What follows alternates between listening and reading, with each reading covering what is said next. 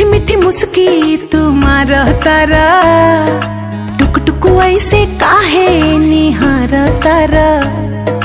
देखतनी मीठी मीठी मुस्की तुम्हारा तारा, टुक टुक ऐसे काहे निहार तारा।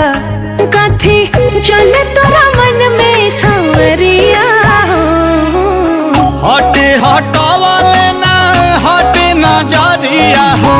जनमा रे जान हो मधुन कलर सरिया, मन करे कहसली भरिया कवरिया हो। जनमा रे जान हो मधुन कलर सरिया।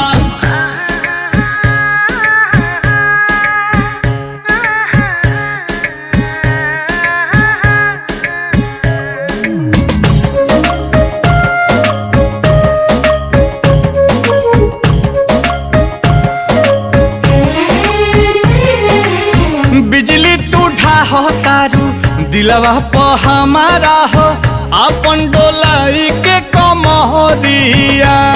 हवने ना तोहर लुटेरा, निरखेला कमर के घेरा।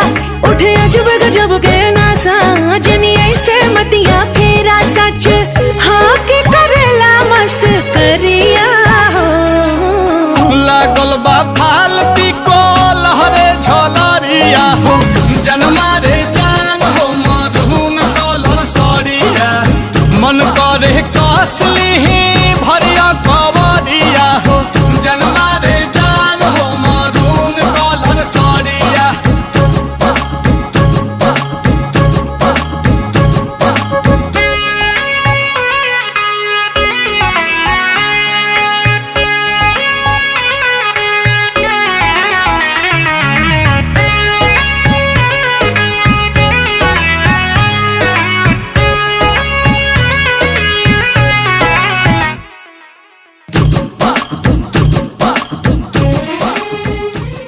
हटे हटावाले ना हटे नजरिया हो।